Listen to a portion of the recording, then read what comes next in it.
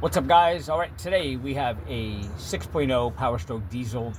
This is a F350. I believe it's a 2007.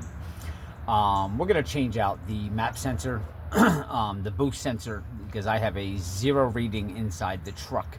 It's just pinned, doesn't move. So I believe it is the boost sensor. But before we get into that, and I show you the installation of that, I'm just going to go over some other things that you want to look for, because some of this stuff I've already checked.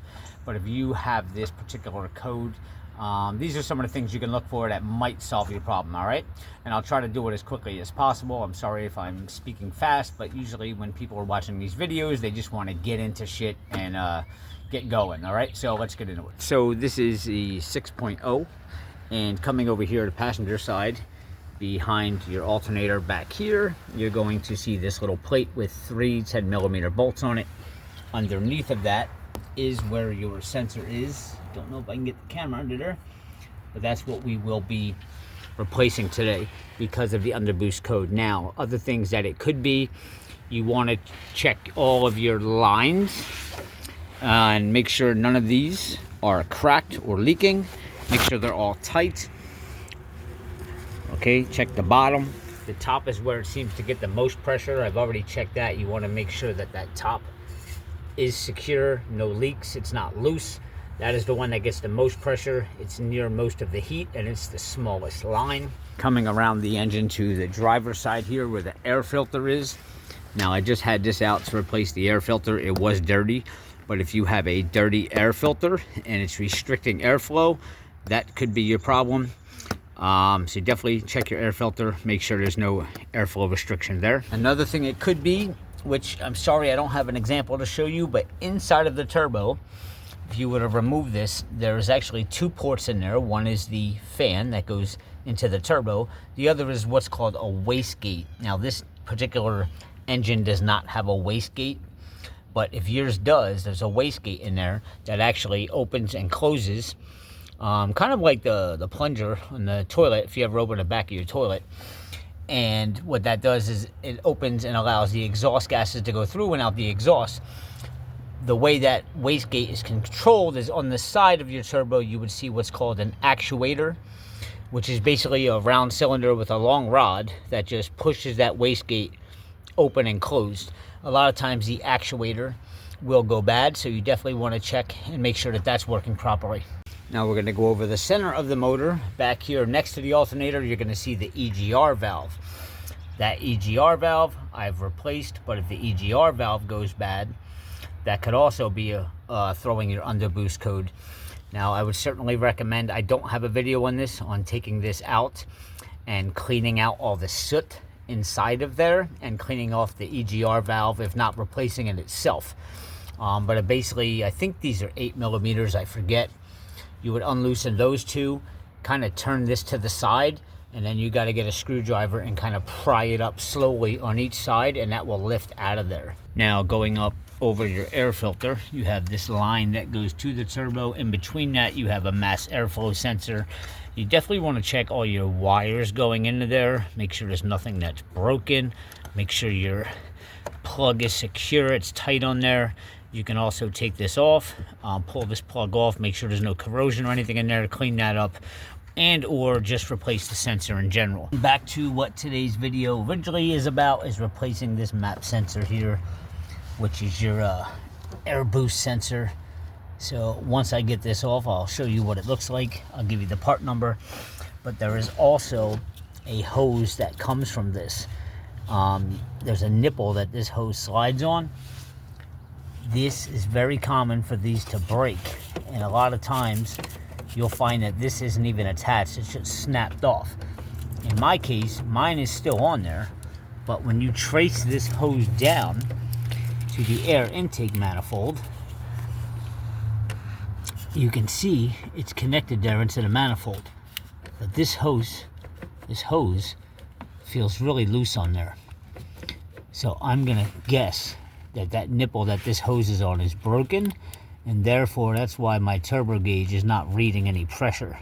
So we're going to pull this hose off, and we're going to replace this sensor. 10mm.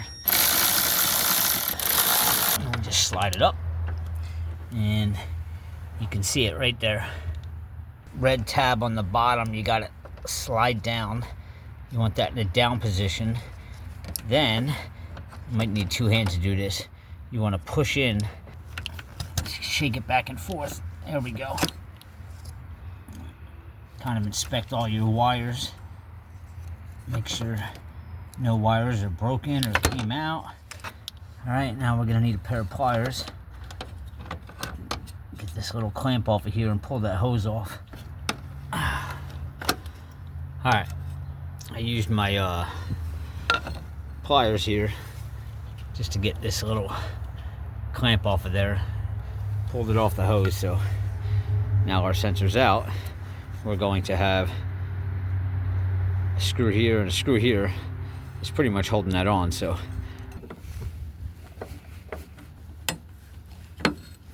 take that one off and we will replace it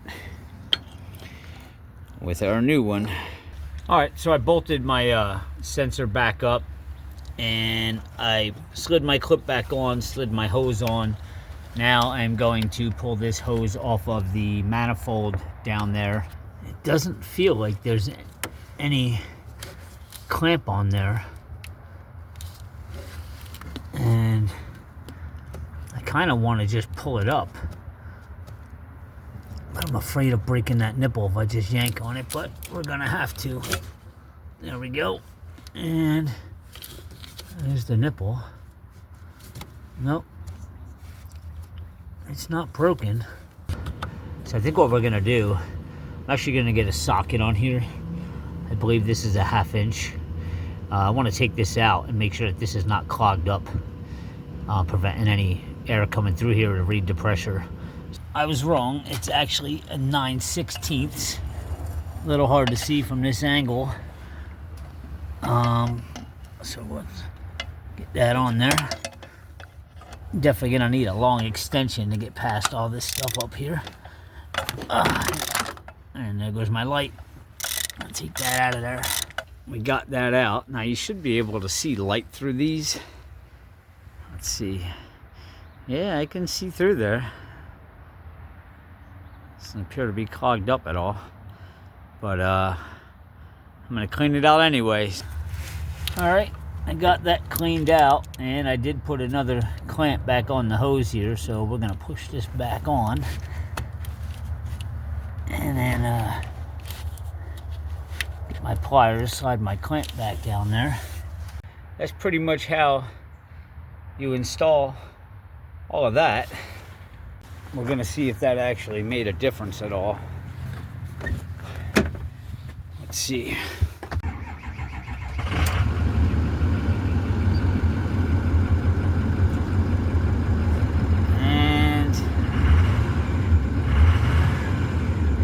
Nope, we're still flatlined.